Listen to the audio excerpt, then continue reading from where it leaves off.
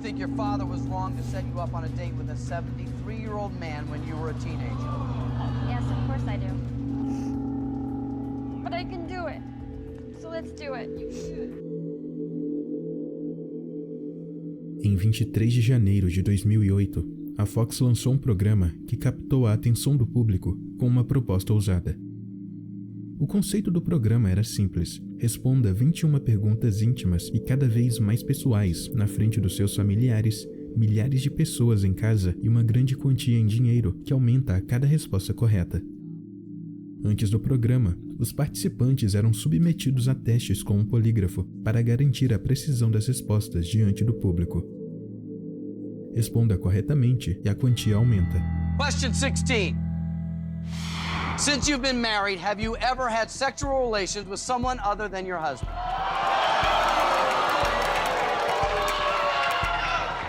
I'm gonna have to say yes.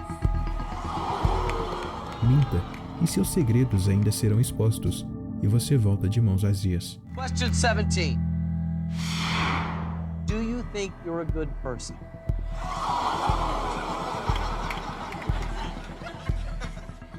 Honestly, I think I am a good person. So your answer is? Yes. That answer is false. E como você já deve imaginar, nada disso daria certo por muito tempo.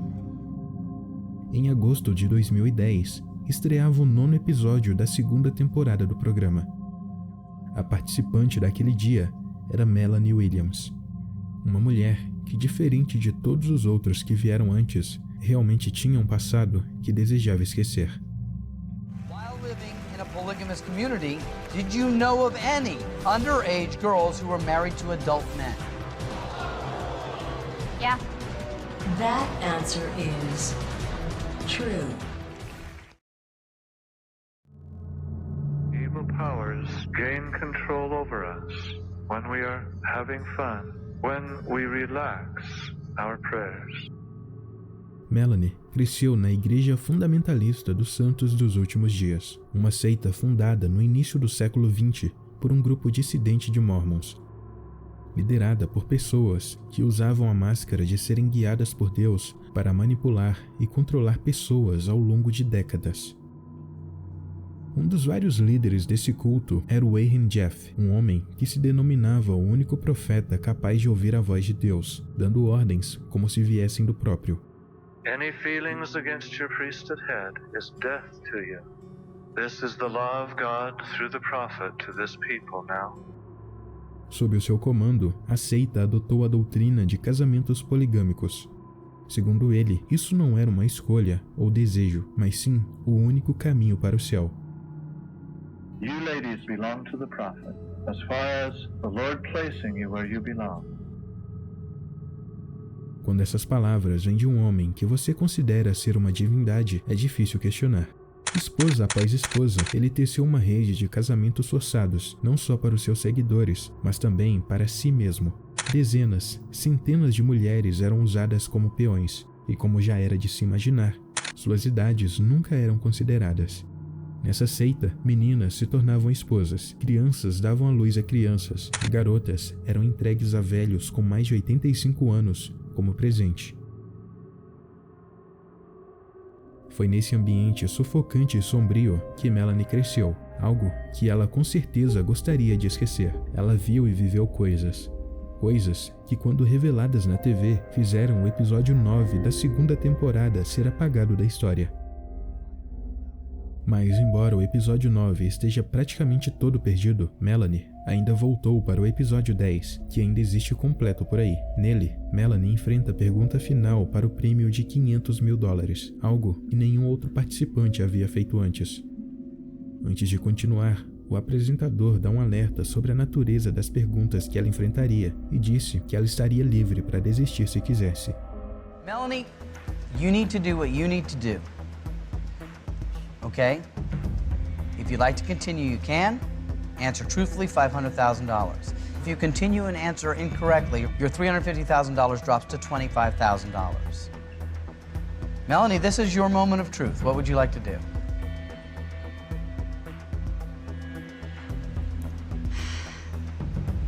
I'm gonna do it for my dad. I'm gonna go for it. Mas ela decidiu seguir em frente, e então o espetáculo começa. Are you okay? It's a tough question, excuse me. But it's a tough question for me. It's a tough question. But I can do it. So let's do it. Que tipo de pergunta poderia deixar alguém assim? Ela já havia revelado a verdade sobre casamentos forçados, abusos e segredos da seita. O que mais poderia destruir alguém assim? For $500,000, Melanie Williams. Question 21. Do you believe your father, as an adult, has ever had sexual relations with a minor?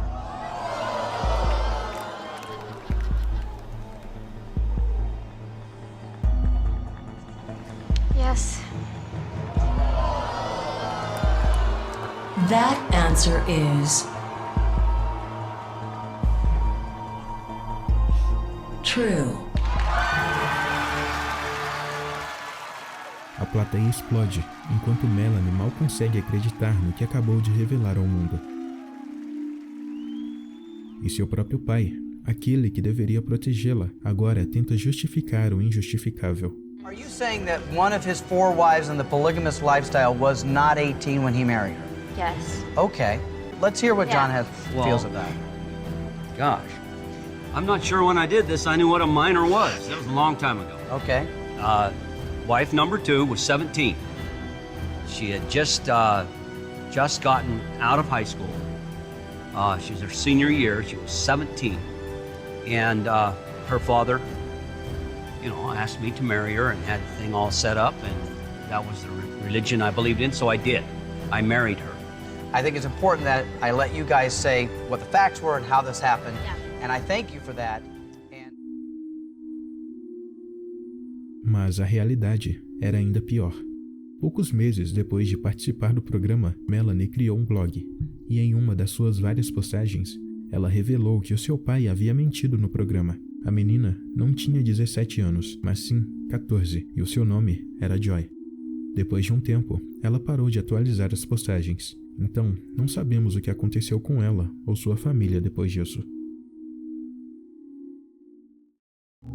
You might not be around to see the outcome of this disaster. Em uma pequena cidade no interior da Inglaterra, Albert Dryden, um senhor idoso e ex-operário aposentado, começou a construir 2 projetos em um terreno que possuía na região. O primeiro era uma casa para sua mãe já idosa, o segundo era um bunker nuclear. No entanto, logo após iniciar as obras, Albert enfrentou alguns problemas. No passado, ele já havia tentado várias vezes obter a licença para a construção da casa e do bunker, mas o seu pedido havia sido negado em todas as ocasiões.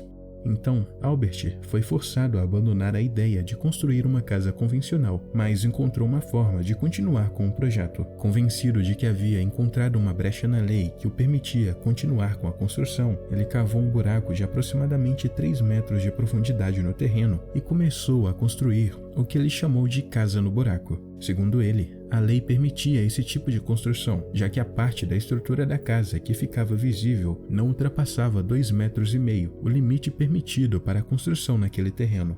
Are you prepared to knock it down? No. I might blow it down, dynamite it, Or blow it up? or blow it up. I'll do it myself. Will that be a sad day for you? Well, be a sad day, but I've other things in mind. Contudo, Albert estava errado. Ele não tinha permissão para realizar aquela obra. Foi então que começou uma briga séria entre ele e as autoridades, um conflito que foi se intensificando com o tempo. I hope they haven't got the bloody stupidity to go in there. They say they're going to ask you if they can demolish your bungalow. Well, the answer will be no. Listen. Naquela época, Harry Collins havia acabado de ser nomeado o chefe do conselho local e recebeu como primeira tarefa resolver o caso de Albert. No início, ele tentou lidar com a situação de forma pacífica. Ele enviou algumas cartas a Albert, ordenando que ele interrompesse imediatamente a construção. Caso contrário, o conselho seria obrigado a demolir tudo. Ao perceber que Albert não recuaria, Harry Collins não viu outra alternativa.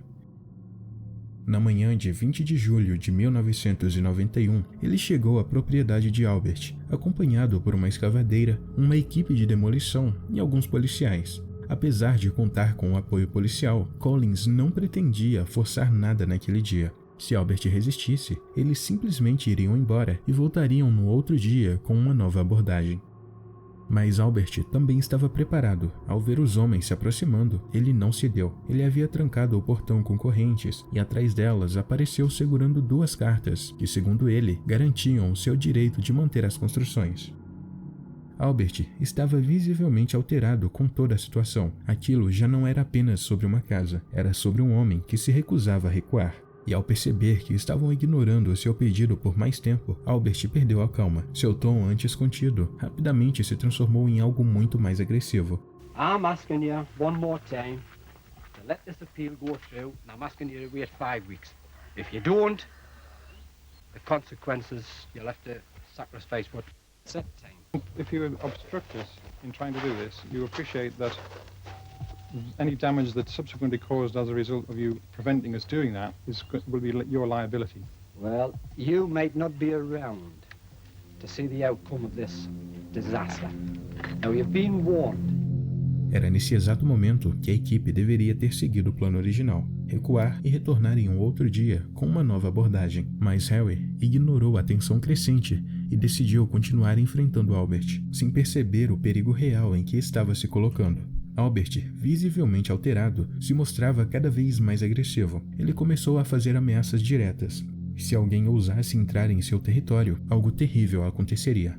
Suas palavras não deixaram espaço para dúvidas. Ele estava disposto a tudo para proteger o que ele considerava seu por direito.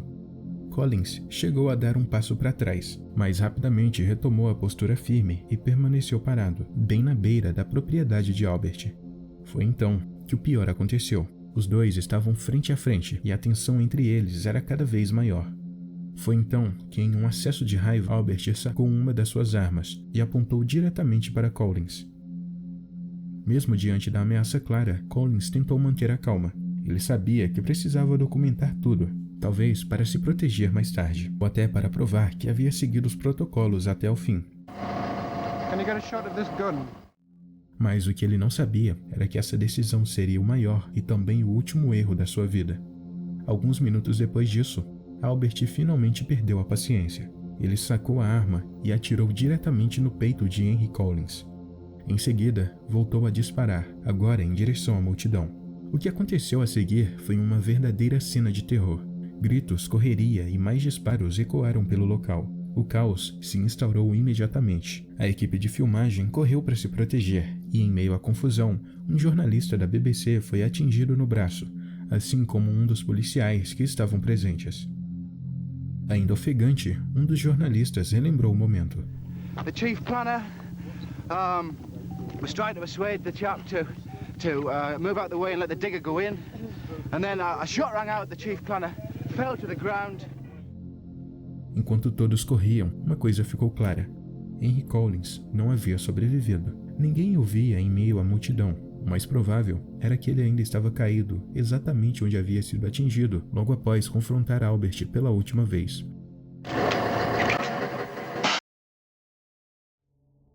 Após o tiroteio, a polícia cercou o terreno de Albert, mas surgiu um obstáculo. Ninguém sabia se era seguro se aproximar. Albert dizia ter espalhado minas e armadilhas explosivas pela propriedade. Por um tempo, o medo de novas tragédias paralisou tudo, mas logo perceberam que era só uma ameaça. Nenhuma armadilha foi encontrada e Albert foi preso sem resistência. Na casa dele, encontraram mais 33 armas, incluindo morteiros caseiros e uma metralhadora 20mm adaptada para ser usada em um veículo. Albert foi julgado e condenado no dia 1º de abril de 1992. Ele foi sentenciado à prisão perpétua. Albert ficou preso por vários anos, até ser libertado em 2017 por razões médicas. Ele acabou morrendo no ano seguinte. Apesar do crime brutal, o caso ainda divide opiniões. Para algumas pessoas, Albert era apenas um criminoso. Para outros, um homem que desafiou o sistema. O apoio de algumas pessoas era tanto que cerca de 3.000 pessoas assinaram uma petição pedindo a sua liberdade, algo que nunca aconteceu. Esses foram apenas alguns exemplos de coisas bizarras transmitidas ao vivo, mas existem muito mais coisas por aí, coisas até mesmo na nossa própria TV nacional, aqui no Brasil, coisas que talvez eu traga em um próximo vídeo, mas até lá, muito obrigado por assistir. Eu sou o Steel e nos vemos em um outro dia.